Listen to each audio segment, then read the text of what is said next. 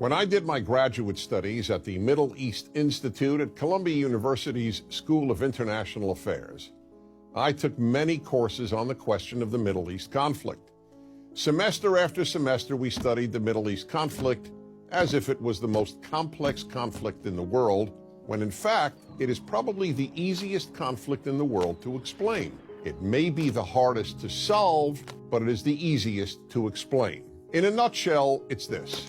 One side wants the other side dead. Israel wants to exist as a Jewish state and to live in peace. Israel also recognizes the right of Palestinians to have their own state and to live in peace.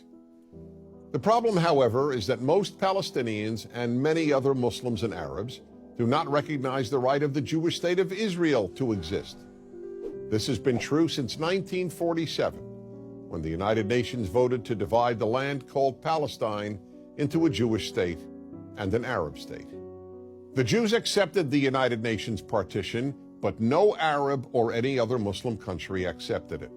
When British rule ended on May 15, 1948, the armies of all the neighboring Arab states, Lebanon, Syria, Iraq, Transjordan, and Egypt, attacked the one-day-old state of Israel in order to destroy it.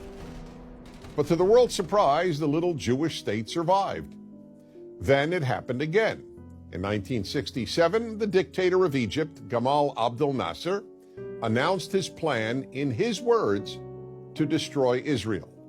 He placed Egyptian troops on Israel's border, and armies of surrounding Arab countries were also mobilized to attack. However, Israel preemptively attacked Egypt and Syria. Israel did not attack Jordan and begged Jordan's king not to join the war. But he did. And only because of that did Israel take control of Jordanian land, specifically the West Bank of the Jordan River. Shortly after the war, the Arab states went to Khartoum, Sudan, and announced their famous three no's: no recognition, no peace, and no negotiations. What was Israel supposed to do? Well, one thing Israel did a little more than a decade later in 1978 was to give the entire Sinai Peninsula, an area of land bigger than Israel itself and with oil, back to Egypt, because Egypt, under new leadership, signed a peace agreement with Israel. So Israel gave land for the promise of peace with Egypt, and it has always been willing to do the same thing with the Palestinians. All the Palestinians have ever had to do is recognize Israel as a Jewish state and promise to live in peace with it. But when Israel has proposed trading land for peace, as it did in 2000, when it agreed to give the Palestinians a sovereign state in more than 95% of the West Bank and all of Gaza, the Palestinian leadership rejected the offer and instead responded by sending waves of suicide terrorists into Israel. Meanwhile, Palestinian radio, television, and school curricula remain filled with glorification of terrorists, demonization of Jews, and the daily repeated message that Israel should cease to exist. So it's not hard to explain the Middle East dispute.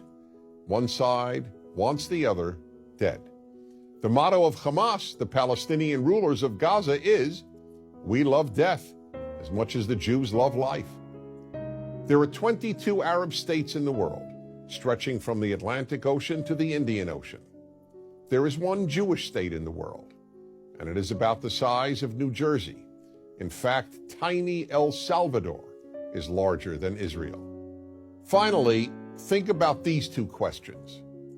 If tomorrow Israel laid down its arms and announced, "We will fight no more," what would happen?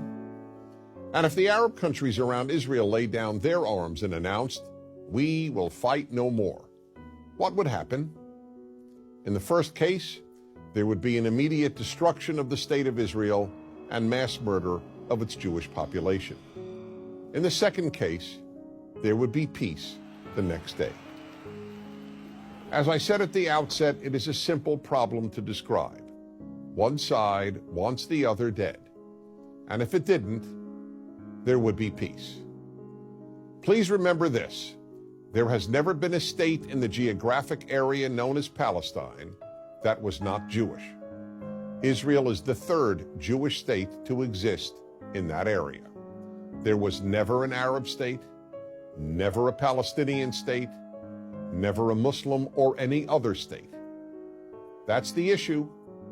Why can't the one Jewish state the size of El Salvador be allowed to exist?